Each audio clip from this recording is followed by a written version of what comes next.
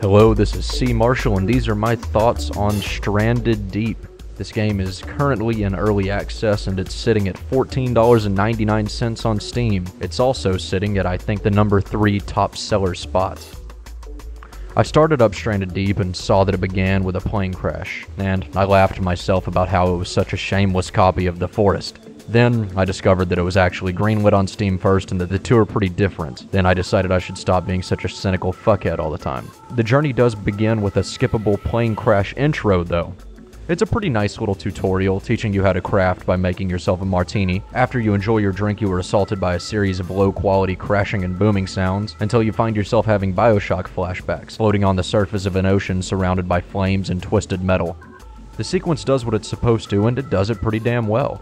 One has to assume those sound effects will only become better. Once I paddled to shore in my provided lifeboat, which feels like trying to ride a wild horse, I prodded around my island and I decided to try and learn how to craft some things, which I could not figure out for the life of me. I had piled my shit up, messed around with my inventory, it just wasn't happening. So I did my usual survival game shame walk to the wiki page and got myself some education. And what I found was a really interesting, though unwieldy, take on the standard crafting system. One that, once understood, allows you to discover recipes through actual experimentation rather than repeatedly trying to click some items together. It asks you to collect all of your resources in a certain area, and from there you can long press the stack and get a list of all the things you can build with what you've given. It's nice not having to stack a ton of shit in your inventory. Dragging things around the island feels much better, and it's a lot more immersive.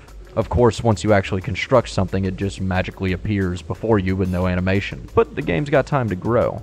There aren't many recipes in the game right now, but what you have is fun to play around with. Foundations can actually be a little hut, or they can be repurposed as rafts.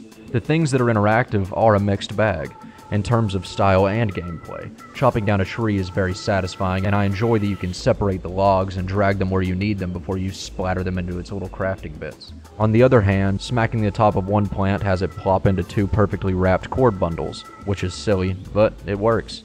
With your stuff, you can make spears and things to cook your raw food if you don't want to survive wholly off potatoes and uncooked crabs like a goddamn peasant, which is what I did on my first playthrough, which ended with me lost in the middle of the ocean after dropping my paddle into the dark abyss, sadly munching on potatoes while 4 great whites orbited my sad vessel. The game is really good at creating stories. A lot of these are expected, like I got eaten by a shark, I starved to death, I found a sunken ship with bits of treasure. But when all these things work together, it can get pretty wonderful, due to the random, lonely nature of being stranded alone with practically nothing. Being at the bottom of the ocean at night with only a flashlight and a shitty little knife, seeing sharks circle above is seriously one of the most harrowing gaming experiences I've ever had. But keep in mind, I'm legitimately terrified of open water, so this was probably amplified in my case. I'm genuinely fascinated with this game, but it has some fairly detrimental problems, most of which are forgivable because of its incomplete state. Things like climbing onto your raft with sharks nipping at your heels should be intense, not frustrating. The physics in general need some serious smoothing out. There are a lot of graphical issues and glitches as well. They are never really that bothersome. For example, the sunrise, which I was really excited for, leaves this strange flickering effect over everything. It's probably some issue with my computer because after looking up some screenshots, it seemed like not many other people had this issue. It's weird how good the game looks at places. The reefs are beautiful, but they do seem kind of useless right now. The water as a whole seems pretty useless, only serving as a barrier between destinations. I have found a few shipwrecks and it's a good source of food, but I'd love to be able to have more interactive elements in the water. It's also far too easy, and this is the biggest problem right now. Once you realize how easy it is to kill a shark just by following it and poking it with your knife, or how long you can live without food or water, the game loses a lot of its steam. Even when you are hungry or thirsty, there are consumables fucking everywhere. Stranded Deep is built around the struggle to survive, making it one more day triumphantly crawling onto the shore of a newly discovered island, praying to find some rocks. When the game is this easy, the player slides into complacency fairly quickly, and then it just becomes a job to stay alive with no signs of progression to be found, especially when crafting a home is worthless and equipment is so easy to acquire.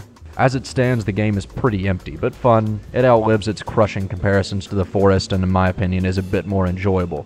But it suffers from misdirection. I loved the simplicity of it, and I love how you are actually alone, only threatened by wildlife and natural forces. But none of these threats are frightening once you face them and see them cower away, screaming, "The potatoes grow back. Look at all these crabs. Live forever for all I care. Your only enemy is yourself."